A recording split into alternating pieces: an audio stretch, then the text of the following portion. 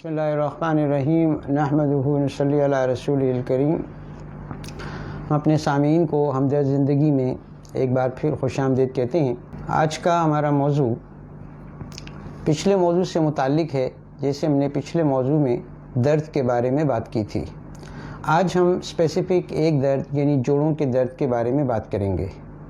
جوڑوں کا درد بھی کثیر الوقوع مرض ہے جو آپ دیکھ رہے ہیں کہ دن بہ دن بڑھتا چلا جا رہا ہے اور آخر کار اس کا انجام جوائنٹ ریپلیسمنٹ کی طرف جاتا ہے اور ایک بہت بڑی پبلک اس میں آپ کو مبتلا نظر آتی ہے.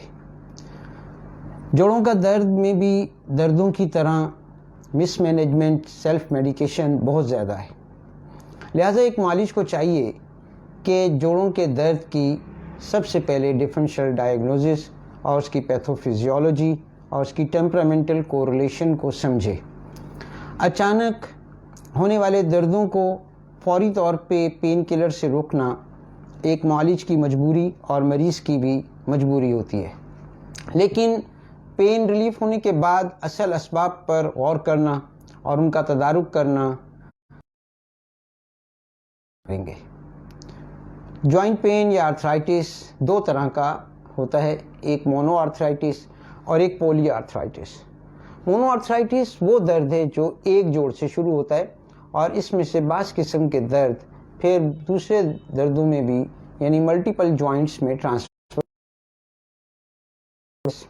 پھر ٹیوبرکولس آرتھرائٹس، پائیوجینک آرتھرائٹس، اس کے علاوہ گاؤٹی آرتھرائٹس اور ایمارتھروسس، نیوروپیتھک آرتھرائٹس، اور دوسرے نمبر پر پولی آرتھرائٹس جو ملٹیپل جوائنٹس کو افیکٹ کرتا ہے. اس میں قابل ذکر ریئیکٹیو آرتھرائٹس، روماٹائڈ آرتھرائٹس اور بعد میں گاؤٹی آرتھرائٹس جو ایک جوڑ سے شروع ہوتا ہے وہ بھی ملٹیپل جوائنٹس میں ٹرانسفر ہو جاتا ہے. اس کے علاوہ رائٹرز سنڈروم ہے جس کو ہم نے ابھی ذکر کیا کہ آج کل بھی آرتھرائٹس جن کی پیتھوفیزیولوجی بھی مختلف ہے، جن کے گولڈ سٹینڈرڈ انویسٹیگیشنز بھی ڈفرینٹ ہیں. لہٰذا اگر جوائنٹ پین میں سب سے پہلے ڈفرینشیل ڈائگنوسس نہ کی گئی تو سمپٹومیٹک ریلیف سے الٹیمیٹلی بہت نقصان ہونے کے چانسز ہوتے ہیں. سب سے پہلے ہمیں جوائنٹ کو سمجھنا ہوگا کہ جوائنٹ کہتے کسے ہیں اور یہ سمجھنا ہوگا کہ جوائنٹ کے کس پارٹ میں درد ہو رہا ہے، مرض کہاں ہے.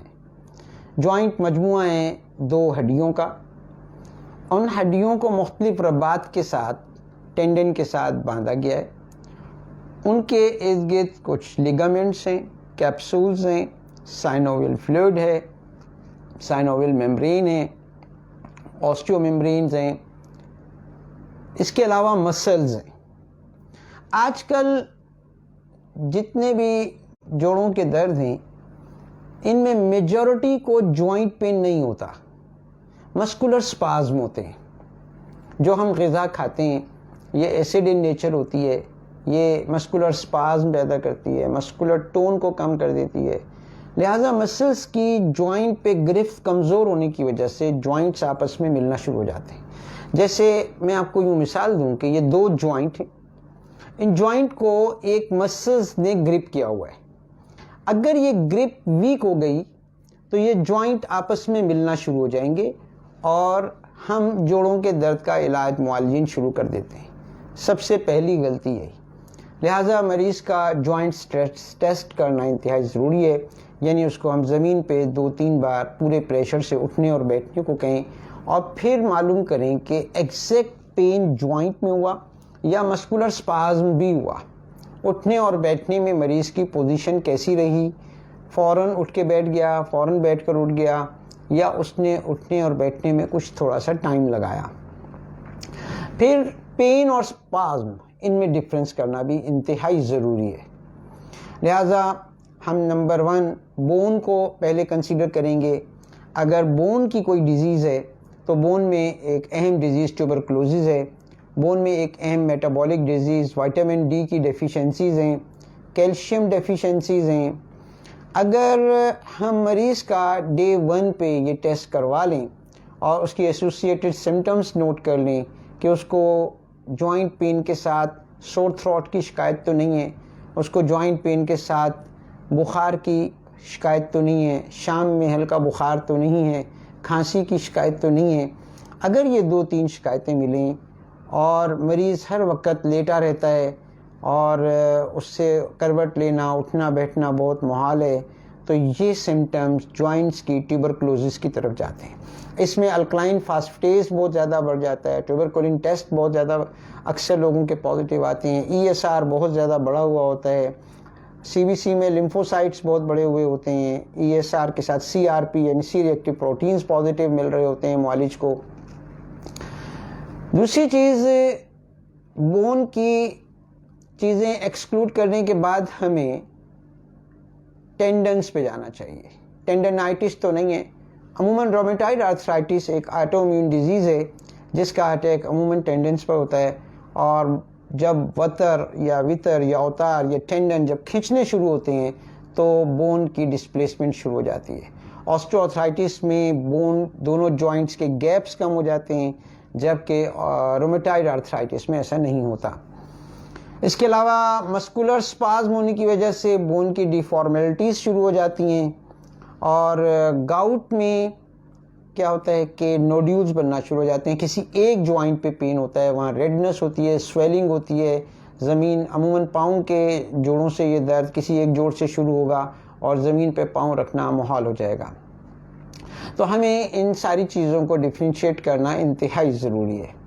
اس کے علاوہ مسکولر ڈیزیزز کو بھی دیکھنا چاہیے کہ مسکولر ایٹروفیز تو نہیں ہے، دونوں مسلس کو دونوں جوائنٹس کو واضح دیکھنا چاہیے کہ مسکولر بلک میں تو کوئی کمی یا زیادتی نہیں ہے، دونوں ایک جیسے ہیں یا نہیں ہیں، اس کو دیکھنا معالج کی انتہائی ضروری ہے۔ ہاتھ کی پش سے درد کی جگہ پہ ٹچ کرنا اور اس کی گرمی اور سردی یعنی حرارت کو اور یبوست اور برودت کو محسوس کرنا بھی انتہائی ضروری ہوتا ہے۔ مسکولر ڈیزیز کی جو اسپیسیفیکیشنز ہیں اس میں مریض اکثر یہ شکایت کرے گا کہ مجھے گرمی بہت زیادہ لگتی ہے اور وہ گرمی برداشت نہیں ہوتی، پیاس بہت زیادہ لگتی ہے اور پانی پینے سے وہ پیاس نہیں بجھتی۔ ایسی چیز اگر جوائنٹ پین کے ساتھ ہو رہی ہے تو کبھی بھی یہ جوڑوں کا درد نہیں ہوگا، یہ مسکولر ڈس آرڈرز ہوں گے جس کو ہم ایٹرابیلیس ڈس آرڈرز یا سوداوی امراض بھی کہتے ہیں۔ تیسری چیز، آسٹیو آرتھرائٹس میں سائنوول فلوئڈ اور سائنوول میمبرینز ہیں۔ اکثر بیماریوں میں جیسے پایوجینک آرتھرائٹس میں کسی انفیکشن کے نتیجے میں اس فلوئڈ میں ٹربیڈیٹی پیدا ہو جاتی ہے، اور یہ فلوئڈ جو ہے اس میں گاڑھا پن ہونے کی وجہ سے جوائنٹ کی موبلٹی جو ہے وہ بہت زیادہ تکلیف دہ ہوتی ہے۔ اور اس کے علاوہ جوائنٹ کا جو اینڈ ہے وہ ایک انیمل سے ملفوف ہوتا ہے، اس کے اوپر انیملنگ ہوئی ہوئی ہوتی ہے، جیسے ہمارے دانتوں پہ انیملنگ ہوئی ہوئی ہوتی ہے۔ اگر یہ انیمل ہٹ جائے تو ہمیں گرم اور ٹھنڈا محسوس ہوتا ہے۔ ایسے آسٹیو آرتھرائٹس میں خاص طور پہ جس کو ہم آسٹیو آرتھرائٹس کہتے ہیں، اس میں جوائنٹس کی یہ کورنگ، یہ انیمل میں کریکس پیدا ہو جاتے ہیں، اور یہ بھی یبوست کی وجہ سے ہوتے ہیں۔ جب آدمی 10-15 سال تک ایسی چیز کھائے جس کا مزاج سرد خشک ہے، جیسے خشک مسالہ جات، گوشت کا زیادہ استعمال کرنا، یک ٹھنڈا پانی استعمال کرنا، کھڑے ہو کر پانی پینا، اوور ویٹ ہونا، ایجنگ، اور یا اس کے علاوہ سائیکل کا بہت زیادہ چلانا، یا کولڈ ایکسپوئر کا ہونا کہ سردی کی انتہا خشکی پیدا کرتی ہے، ان ساری چیزوں سے خاص طور پہ خشک مسالہ جات ہیں جیسے مثلاً لونگ، دارچینی، جوائتری، اس طرح کے مسالوں کا کثرت استعمال، اسپائسز کا زیادہ استعمال کرنا، پھر ان اسپائسز کے فوراً بعد کولڈ ڈرنک کا پی لینا، تو اکثر جو آج کل آسٹیو آرتھرائٹس ہے وہ چاول، چکن، ٹھنڈا پانی، کھٹی چیزیں، ٹھنڈی چیزوں کے کثرت استعمال سے ہوتا ہے۔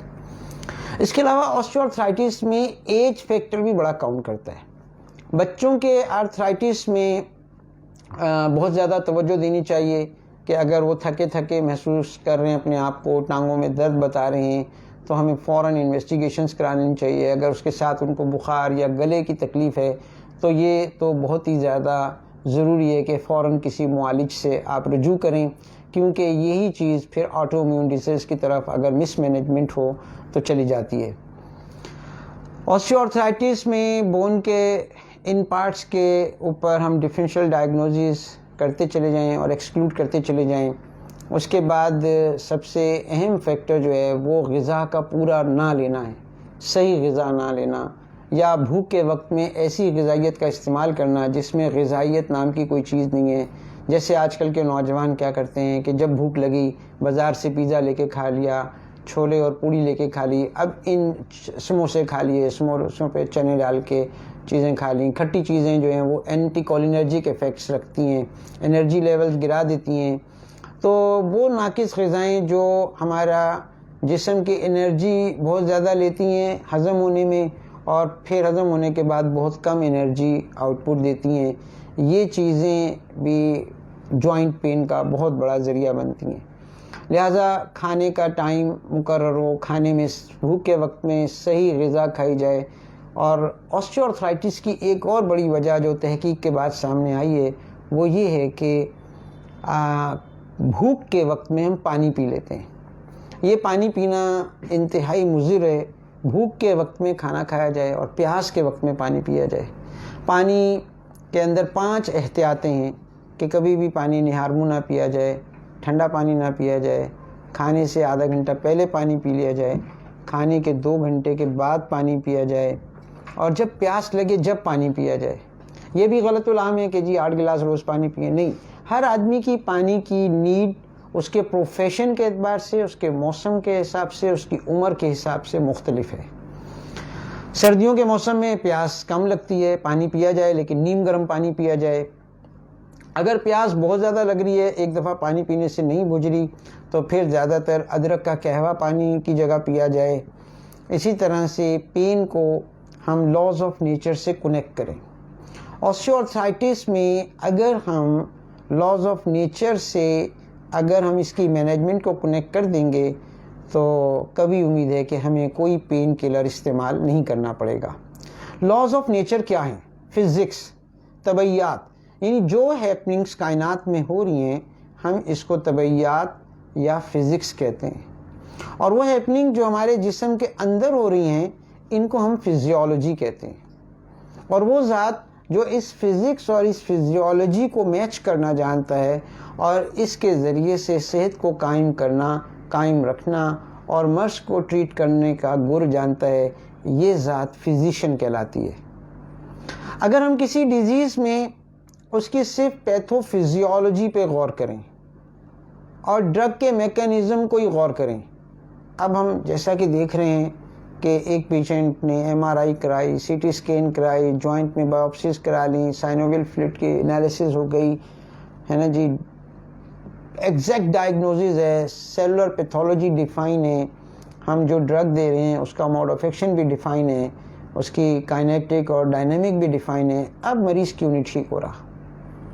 مریض ہے تو بھی موت تک دوائی کھا رہا ہے، مریض خود ڈاکٹر ہے تو بھی، طبیب ہے تو بھی دوائی کھا رہا ہے، اس کی کیا وجہ ہے؟ ایسا کون سا کارنر ہماری ریسرچ میں لوز ہو رہا ہے جس کی وجہ سے مرض ٹھیک نہیں ہو پا رہا؟ وہ ہے قوانین قدرت کو ہلکا لینا، ان کو نہ سمجھنا، ان کو اگنور کرنا۔ جیسے ہم نے لاسٹ لیکچر میں کہا کہ ہمارا جسم خود ایک فارماسیوٹیکل انڈسٹری ہے، انٹرفیرون ہو، انسولین ہو، گلوکاگون ہو، ہارمونز ہوں، وائٹامنز ہوں، اینٹی باڈیز ہوں، نیورو ٹرانسمیٹرز ہوں، ہر طرح کی ڈرگ باڈی خود تیار کرتی ہے۔ تو ہر طرح کی ڈرگ کے تیار کرنے کے قوانین ہیں۔ آپ نے دیکھا ہے کہ ہمارا جو جسم ہے وہ ہر وقت 37 ڈگری سینٹی گریڈ پر اپنے آپ کو مینٹین کرتا ہے۔ یہ 0 ڈگری سینٹی گریڈ پہ ہے تو بھی اپنے آپ کو 37 پہ مینٹین کرے گا، اور اگر ہم اس کو 50 ڈگری سینٹی گریڈ پہ لے جائیں تو بھی یہ 37 پہ مینٹین کرے گا۔ کیسے؟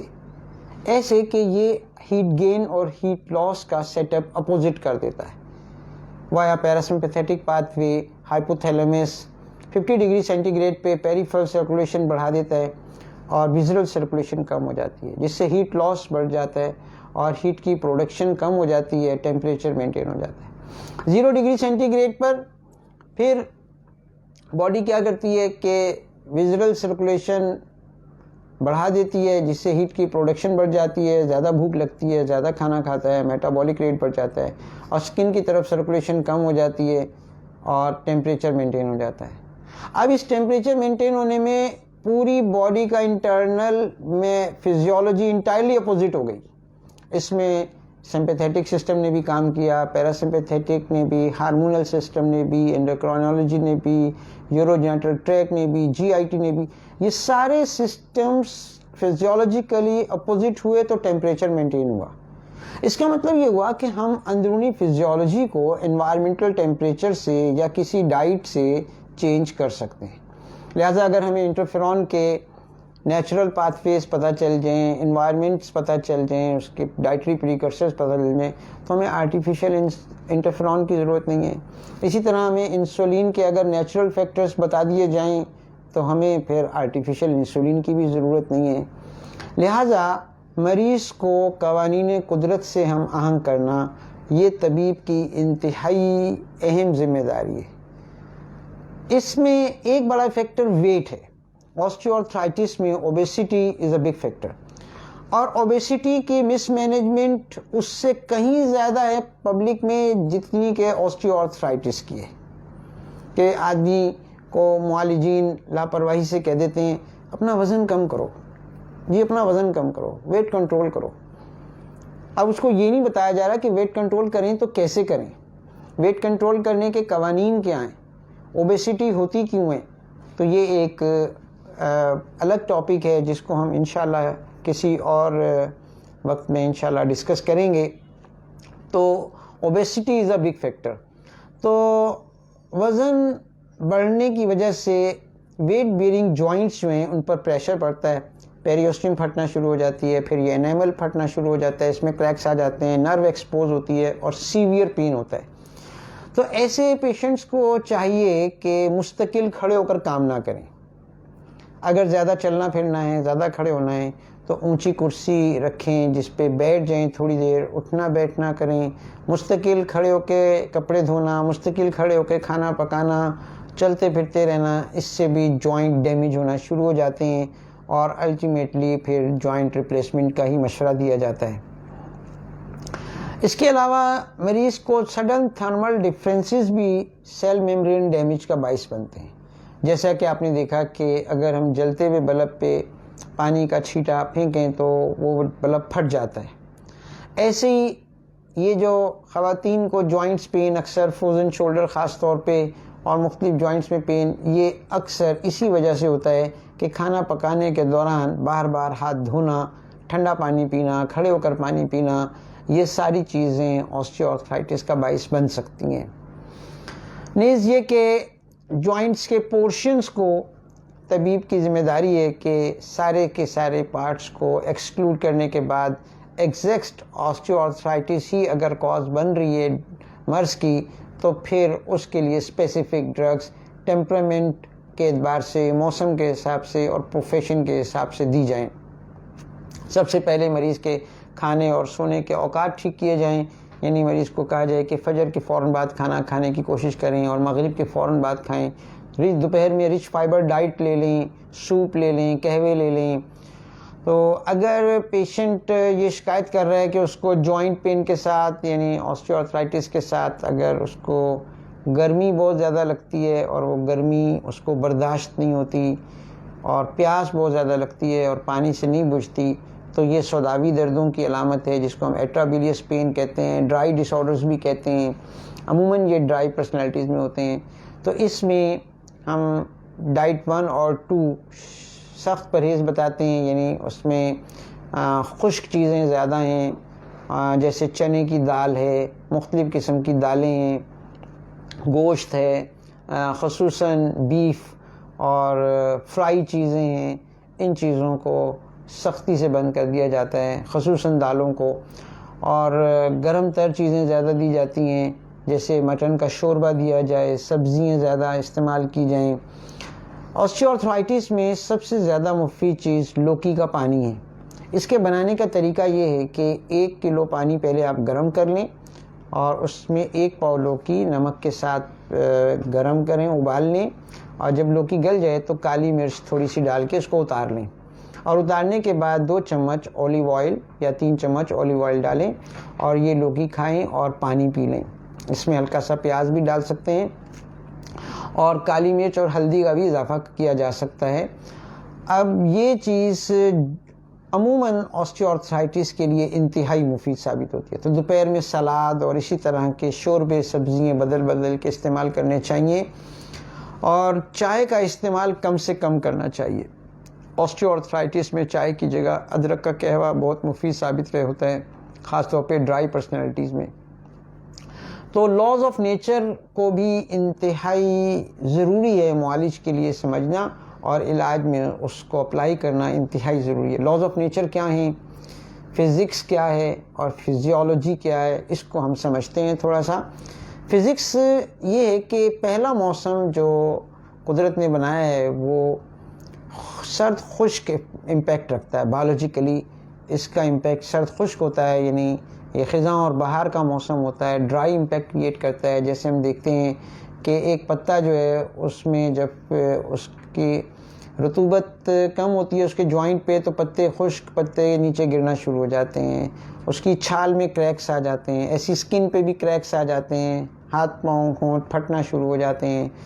تو یہ ڈرائنیس جب ایکسٹریم پہ جاتی ہے تو یہ ویسکولر کریکس بھی پیدا کرتی ہے، تو بلیڈنگ ڈس آرڈر شروع ہو جاتے ہیں، جیسے بلیڈنگ گمز ہو گئے، ایسوفیجل ویرائسز ہو گئے، بلیڈنگ پر ریکٹم ہو گئی، بواسیر کی شکایت ہو گئی، مینوریجیا ہو گیا.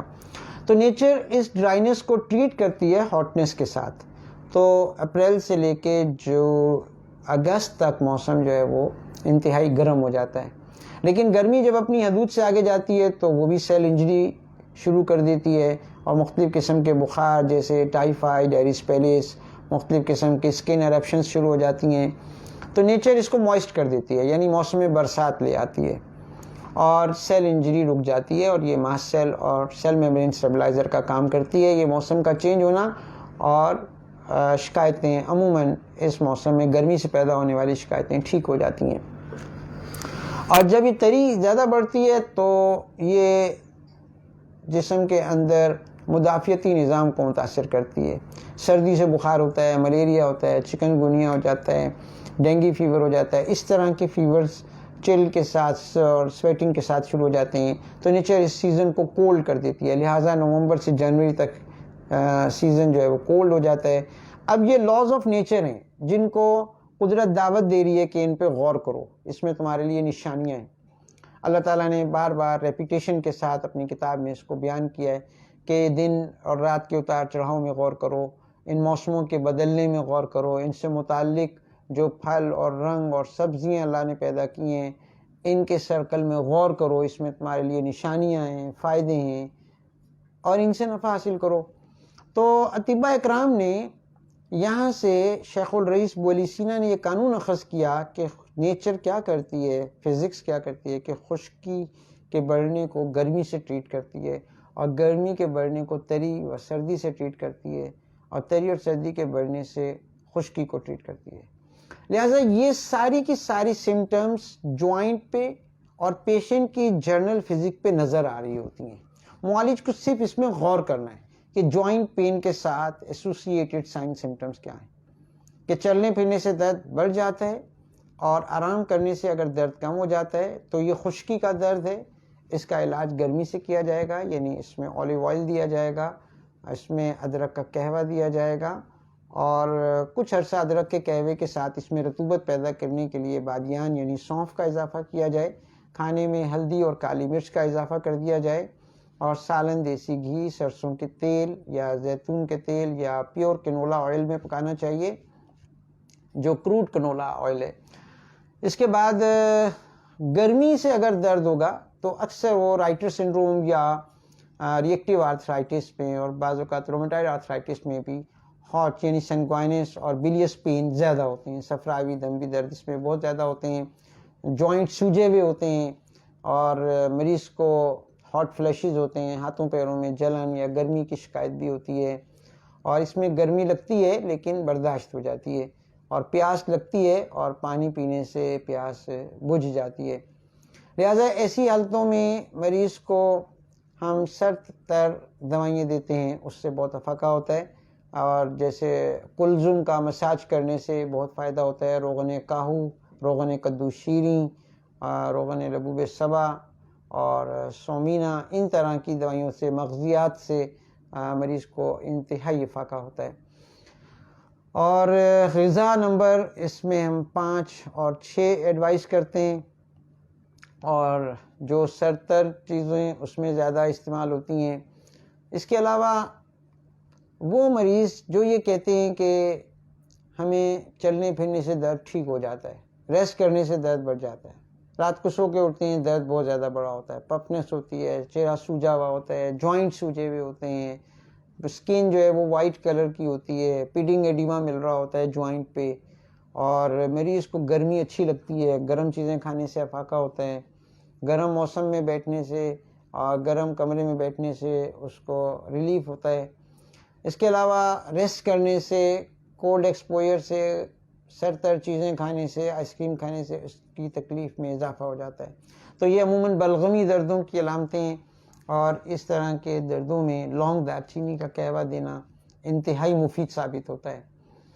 لہٰذا جب بھی مرض قوانین قدرت کے ساتھ کیا جائے گا تو شفا یقینی ہوگی۔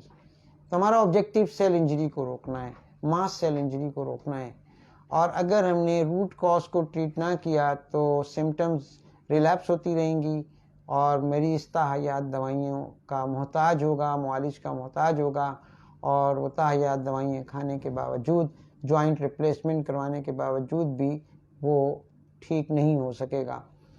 لہٰذا معالجین کی ذمہ داری ہے کہ پیتھولوجیکلی میری مرض کو سمجھیں، اس کی ڈفرینشیل ڈائگنوزز کو سمجھیں، وقت کے اوپر مریض کی ساری انویسٹیگیشن ذمہ داری کے ساتھ کروا لیں، اور اس کے بعد پھر ان کو ڈرگ آف چوائس دیں۔ ارلی سمٹومیٹک کے لیے بے شک پین کلر کا سہارا لیا جا سکتا ہے، لیکن لانگ ٹرم پین کلر بہت زیادہ سائیڈ ایفیکٹ رکھتے ہیں۔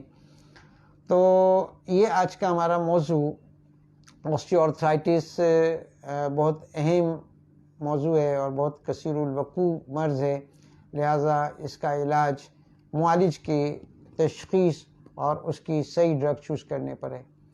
تو بلغمی صورتوں میں جوارش ضرونی انتہائی مفید ثابت ہوتی ہے، اوجائی انتہائی مفید ثابت ہوتی ہے، اوجالین انتہائی مفید ثابت ہوتی ہے۔ اوجالین کا مساج کرنا، اور دمبی حالتوں میں پھر لبوب بارد بہت مفید ثابت ہوتی ہے، لبوب صغیر بعض اوقات استعمال کی جاتی ہے تھوڑی سی مقدار میں، اور مغزیات کا مساج، مغزیات کے آئلز یعنی کہ جیسے لبوب صبا، روغن کاہو، روغن کدو انتہائی مفید ثابت ہوتا ہے۔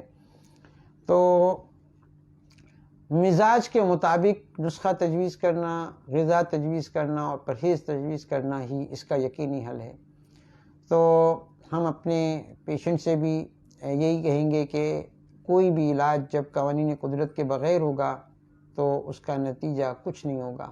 اللہ تعالیٰ نے ہر چیز کا ایک ہی راستہ رکھا ہے، دیکھنے کا ایک راستہ ہے، سننے کا ایک راستہ ہے، بولنے کا ایک راستہ ہے، سوچنے کا ایک راستہ ہے، تو شفا کا بھی ایک ہی راستہ ہے۔ وہ اللہ جس نے دیکھنے، سننے، بولنے کا ایک راستہ بنایا ہے، وہ شفا کے 2 راستے کیوں بنائے گا؟ وہ کامیابی کے 2 راستے کیوں بنائے گا؟ لہٰذا معالجین کو اپنے نظام پہ دسترس ہونا انتہائی ضروری ہے، اور اس کی پریکٹس کرنا انتہائی ضروری ہے۔